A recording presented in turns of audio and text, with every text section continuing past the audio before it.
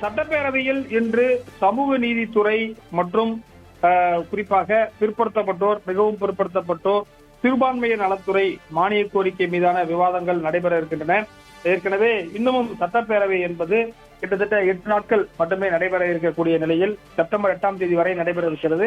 அதாவது வார விடுப்புகளுக்கெல்லாம் சனி ஞாயிறு எல்லாம் கழித்தால் இன்னும் 8 நாட்கள், இன்றோடு சேர்த்து 8 நாட்கள், இன்று கழித்தால் 7 நாட்கள் மட்டுமே சட்டப்பேரவை நடைபெற இருக்கின்றது. இதற்காக இன்றைக்கு முதன்முறையாக வன்னியரசு அவர்கள் தனது சமூக நீதித்துறை தொடர்பான மானிய கோரிக்கை மீதான விவாதத்தில் பங்கேற்க இருக்கிறார். பிற்படுத்தப்பட்டோர் மற்றும் மிகவும் பிற்படுத்தப்பட்டோர் மற்றும் சிறுபான்மையினர் கட்சியைச் சேர்ந்த ஷாஜகான் முதன்முறையாக தனது மானிய கோரிக்கை மீதான விவாதத்தில் பங்கேற்று பார்த்தீர்கள் என்று சொன்னால், போக்குவரத்து துறை மானிய கோரிக்கை மீதான விவாதம், இயக்குறுதிகள், உள்துறை, மதுவிலக்கு மற்றும் ஆயத்தீர்வை, அதேபோல வீட்டு வசதி மற்றும் நகர்ப்புற வளர்ச்சித்துறை அமைச்சராக இருக்கக்கூடிய கடலூரை சேர்ந்த ராஜ்குமார் அமைச்சர் பங்கேற்கக்கூடிய அந்த மானிய கோரிக்கை மீதான விவாதம், அதே போல போக்குவரத்து துறை அமைச்சராக இருக்கக்கூடிய விஜய் தமிழன் பார்த்திபன் அவருடைய துறை தொடர்பான விவாதம் இருக்கின்றது. அதன் தொடர்ச்சியாக திங்கட்கிழமை முதலமைச்சருடைய துறையாக இருக்கக்கூடிய மாற்றுத்திறனாளிகள் நலத்துறையும், அதனை தொடர்ச்சியாக மதுவிலக்கு மற்றும் ஆயத்தீர்வுத்துறை அமைச்சர், இனத்துக்களவுத்துறை அமைச்சர் இருக்கக்கூடிய விக்னேஷ் அவருடைய மானிய கோரிக்கை மீதான விவாதம், சமூக நலன் மற்றும் மகளிர் உரிமைத்துறை தொடர்பான விவாதமும், வேளாண் மற்றும் உழவர் நலத்துறை தொடர்பான விவாதமும் திங்கட்கிழமை நடைபெற இருக்கிறது. செவ்வாய்க்கிழமை கைத்தறி மற்றும் துணிநூல் துறையுடைய மானிய கோரிக்கை மீதான விவாதமும், 2ஆம் தேதி புதன்கிழமை பால்வளம், மீன்வளம், மீனவர் நலன், கால்நடை பராமரிப்பு துறை மானிய கோரிக்கை மீதான விவாதமும், 3ஆம் தேதி அடுத்த வியாழக்கிழமை காவல், தீயணைப்பு மற்றும் மீட்புத்துறை முதலமைச்சருடைய துறை தொடர்பான விவாதமும் நடைபெற இருக்கிறது. 4ஆம் தேதி கிருஷ்ண ஜெயந்தி விடுமுறை, சனிக்கிழமை விடுமுறை, ஞாயிற்றுக்கிழமை விடுமுறை.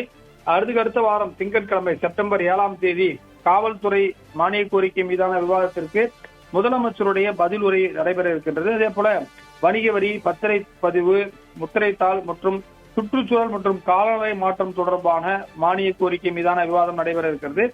அடுத்த வாரம் குறிப்பாக 8ஆம் தேதி செப்டம்பர் 8ஆம் தேதியுடன் சட்டப்பேரவை கடைசி நாளாக பொதுத்துறை, சட்டமன்றம், ஆளுநர், அமைச்சரவை, நிதித்துறை, சட்டம், திட்டம் மற்றும் வளர்ச்சித்துறை, ஓய்வூதியங்கள் மற்றும் ஓய்வு கால பலன்கள் குறித்தான மானிய கோரிக்கை மீதான விவாதம் நடைபெற இருக்கின்றது. இந்த மானிய கோரிக்கை விவாதம் இன்னும் 8 நாட்கள் மட்டுமே நடைபெற இருக்கக்கூடிய சூழலில் அதற்காக அந்தந்த துறை சார்ந்த அமைச்சர்கள் தற்போது தயாராகி வருகிறார்கள். இன்றைக்கு பொறுத்தவரை பார்த்தீர்கள் என்று சொன்னால், சமூக நீதித்துறை அமைச்சர் முதன்முறையாக வன்னியரசு தனது துறை தொடர்பான முக்கியமான அறிவிப்புகளை வெளியிடுகிறார். அதே போல இந்திய யூனியன் முஸ்லீம் லீக் கட்சி முதன்முறையாக 60 ஆண்டுகளுக்கு பிறகு தமிழக சட்டமன்றத்தில் ஒரு அமைச்சர், குறிப்பாக அவர் தஞ்சாவூர் மாவட்டத்திலிருந்து பாபநாசம் தொகுதியிலிருந்து வெற்றி பெற்று வந்திருக்கிறார். அவர் தற்போது அந்த மானிய கோரிக்கை மீதான விவாதத்தில் பங்கேற்க இருக்கிறார். இதுதான் இன்றைக்கு உடைய நிகழ்ச்சி நிரலாக இருக்கின்றது. முதலமைச்சர் இன்று சட்டப்பேரவைக்கு வருவார் என்றும் சொல்லப்படுகிறது. குறிப்பாக முன்னாள் அமைச்சராக இருக்கக்கூடிய கோவி செழியன், அதே போல சி வி கணேசன் உள்ளிட்ட திமுக எம்எல்ஏக்கள் இந்த விவாதத்தில் பங்கேற்று பேசுவார்கள் என்று எதிர்பார்க்கப்படுகிறது. அதே போன்று அதிமுகவை சேர்ந்த 2 உறுப்பினர்களும் பேசுவார்கள் என்று எதிர்பார்க்கப்படுகிறது.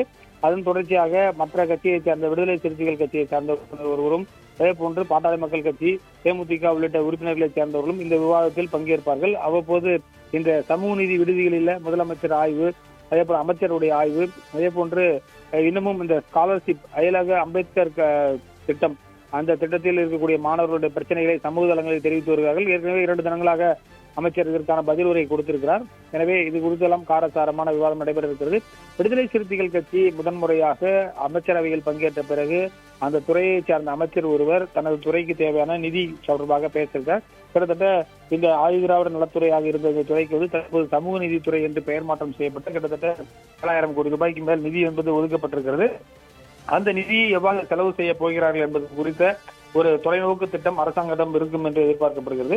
அது மட்டும் இல்லாமல் இந்த சமூக நீதித்துறை என்பது முக்கியமான ஹாஸ்டல்ஸ், தமிழகம் முழுவதும் இருக்கக்கூடிய சமூக நீதி விடுதிகள் குறித்த முக்கியமான ஆலோசனைகள் குறித்து பேசுவதற்கான வாய்ப்புகள் இருக்கிறது. அது மட்டும் இல்லாமல் இந்த பிற்படுத்தப்பட்டோர் மற்றும் மிகவும் பிற்படுத்தப்பட்டோர் துறை என்பது இந்த வன்னியர்களுக்கான 10.5% இடஒதுக்கீடு குறித்து குறிப்பாக பேசுவதற்கான வாய்ப்புகள் இருக்கிறது. அதே போல இந்த சைக்கிள் கொடுக்கக்கூடிய திட்டம், அதே போல இந்த கல்லர் சீரமைப்பு பள்ளிகள், பல்வேறு இந்த பிசி எம்பிசி டிபார்ட்மெண்ட் கீழே வரக்கூடிய பள்ளிகள், ஆதிதிராவிட நலத்தள பள்ளிகள் போன்ற பல அரசு பள்ளிகளுடைய செயல்பாடுகள் என்ன என்பது குறித்தும் இதில் இருப்பதற்கான வாய்ப்புகள் இருக்கிறது. இந்த மானிய கோரிக்கை மீதான விவாதத்தில் அந்தந்த துறை அமைச்சர்கள் இறுதியாக புதிய அறிவிப்புகளை வெளியிடுவார்கள் என்று எதிர்பார்க்கப்படும். முதலமைச்சர் சட்டப்பேரவையில் 110 விதியின் கீழ் ஏதேனும் அறிவிப்பு கொடுப்பாரா என்பது குறித்தும் இருக்கின்றது. பரந்தூர் விமான நிலைய தொடர்பான பிரச்சனை ஏற்கனவே முதலமைச்சர் அறிவித்த பிறகு அமைச்சர்கள் பதில் கொடுத்து அதற்கான ஒரு மாற்று இடம் குறித்து அறிவிப்பு வெளியிட்டு. எனவே இன்றைக்கு குறிப்பாக அடுத்தடுத்த துறைகள் தொடர்பான விஷயங்கள் நடைபெறுகிறது. போக்குவரத்து துறை வருகிறது, டாஸ்மாக் துறை எல்லாம் வரக்கூடிய வாரங்களில் இருப்பதால் காரசாரமான விவாதத்திற்கான வாய்ப்புகள் இருக்கும் என்று எதிர்பார்க்கப்படுகிறது. சட்டப்பேரவை சபாநாயகர் ஜே.சி.டி. பிரபாகர் முக்கியமான அறிவுறுத்தல்களை கடந்த பாத்தீங்கன்னா நேற்று முன்தினம் கடுமையான ஒரு விவாதம் ஏற்பட்டு விட்டது. எனவே அதையெல்லாம் தவிர்க்கும்படி சொல்லியிருக்கிறார். இன்றைக்கு அவை உறுப்பினர்கள் எல்லாம் முழுவதும் ஒத்துழைப்பு தர வேண்டும் என்று சொல்லியிருக்கிறார்கள். குறிப்பாக அனைத்துமே நேரலையாக வருவதால் நாட்டு மக்கள் பார்த்துக் கொண்டிருக்கிறார்கள். ஒவ்வொரு எம்எல்ஏக்களும் உள்ளே இருக்கிறாரா, அந்த தொகுதி எம்எல்ஏக்கள் எல்லாம் இருக்கிறார்களா என்பது அந்த மக்கள் பார்த்துக் கொண்டிருக்கிறார்கள். தங்களுடைய தொகுதி பிரச்சனைகளை பேசுகிறார்களா என்பதை பார்க்கிறார்கள்.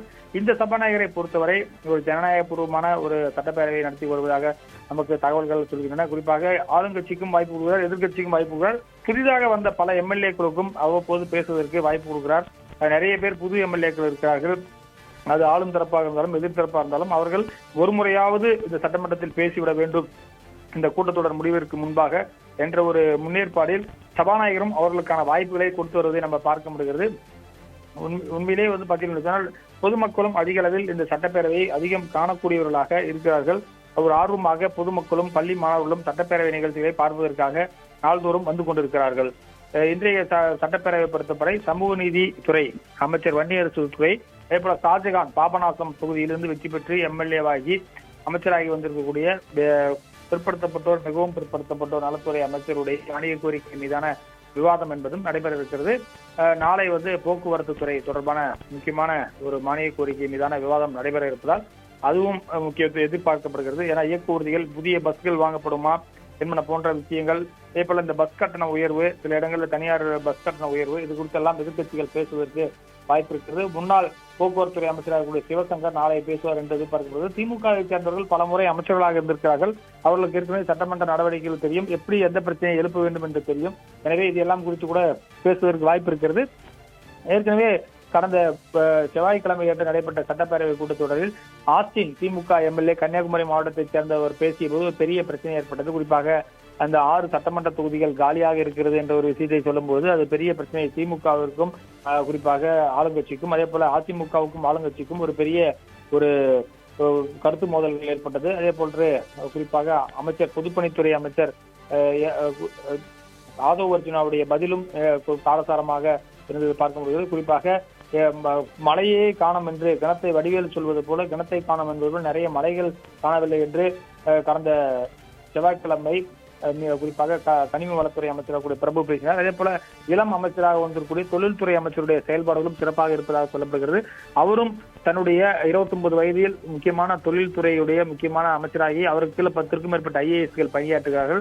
அவரும் தனது முதல் மானிய கோரிக்கையை சிறப்பாக செய்திருக்கிறார் என்றும் சொல்லப்படுகிறது. அதே போன்று அன்றைக்கு நடைபெற்ற முக்கியமான மானிய கோரிக்கைகளை பொறுத்தவரை தொழில்துறை, கனிம வளம் உள்ளிட்ட துறைகளை சார்ந்த மானிய கோரிக்கை மீதான, அதே போல ஏஐ என்று சொல்லக்கூடிய செயற்கை நுண்ணறிவு வேளச்சேரியில் வெற்றி பெற்று அமைச்சராகக்கூடிய குமாருடைய செயல்பாடுகளும் சிறப்பாக இருந்ததாக சொல்கிறார்கள். அவரும் ஆங்கிலத்தில் பல இடங்களில் பேசி அனைவரையும் வியப்பில் ஆழ்த்தினார். எனவே இந்த புதிய சட்டமன்றத்தில் ஒவ்வொரு அமைச்சர்களும் முதன்முறையாக தங்களுடைய செயல்பாடுகளை எவ்வாறு காண்பிக்கிறார்கள், எவ்வாறு தாக்கப்பூர்வமாக இந்த சட்டமன்றம் செல்கிறது என்பது குறித்து ஒவ்வொருவரும் நாள்தோறும் கவனித்து வருகிறார்கள். இன்று என்ன நடக்கிறது என்பதை நம்ம பொறுத்திருந்து பார்க்கலாம். முதன்முறையாக திமுகவும் கடந்த செவ்வாய்க்கிழமை அன்று வெளிநடப்பு செய்ததையும் நீங்கள் பார்க்க முடியும். நிச்சயமாக வழக்கமாக திமுக வெளிநடப்பு இந்த சட்டமன்ற கூட்டத்தொடரை அவர்கள் செய்யாமல் இருந்தார்கள். இந்த முறை வெளிநடப்பும் அவர்கள் செய்கிறார்கள். அதிமுகவும் ஒரு முறை வெளிநடப்பு, திமுகவும் ஒரு முறை வெளிநடப்பு என்று செய்திருக்கிறார்கள். ஆனால் பேசிவிட்டு உடனடியாக வந்ததையும் நீங்க பார்க்க முடியும். எதிர்க்கட்சி தலைவர் இன்றைக்கு என்ன மாதிரியான முக்கியமான பிரச்சனைகளை எழுப்புகிறார் என்பதை நம்ம பார்க்க வேண்டும். அதே போல முக்கியமான எதிர்க்கட்சியா இருக்கக்கூடிய அதிமுகவும் பல்வேறு முக்கியமான பிரச்சனைகளை எழுப்புவதற்கு வாய்ப்பு இருக்குது. நேபாளில் காணாமல் போன தமிழர்கள் பிரச்சனை குறித்து சிறப்பு கவன ஈர்ப்பு தீர்மானம் கொண்டு வர வேண்டும் என்று எதிர்க்கட்சிகள் கேள்வி எழுப்பதற்கான வாய்ப்புகளும் இருக்கின்றன. ஏனென்று சொன்னால் பல தமிழர்கள் அங்கே சுற்றுலாவுக்கு சென்றவர்கள் காணாமல் போயிருக்கிறார்கள். இது குறித்து எதிர்க்கட்சிகள் திமுக, அதிமுக, பாட்டாளி மக்கள் கட்சி, அதே போல கம்யூனிஸ்ட் கட்சிகள், தேமுதிக உள்ளிட்ட கட்சிகளும் கவன ஈர்ப்பு தீர்மானம் கொடுத்திருப்பதாக தகவல் வந்திருக்கிறது. அதற்கு வெளிநாடு வாழ் தமிழர் நலத்துறை அமைச்சராக இருக்கக்கூடிய தென்னரசு அமைச்சர் வந்து பதில் கொடுப்பார் என்றும் எதிர்பார்க்கப்படுகிறது. அதே போல ஒரு செப்டம்பர் 1 முதலமைச்சர் மேட்டூர் அணையை திறப்பதற்காக செல்கிறார். இது குறித்தும் இன்றைக்கு அரசாங்கம் சார்பில் நீர்வளத்துறை அமைச்சர் ஆனந்த் அதிகாரப்பூர்வமாக சட்டப்பேரவையில் எதுவும் கருத்து தெரிவிப்பார் என்பது குறித்தும் எதிர்பார்ப்பு மேலோங்கி இருக்கின்றது.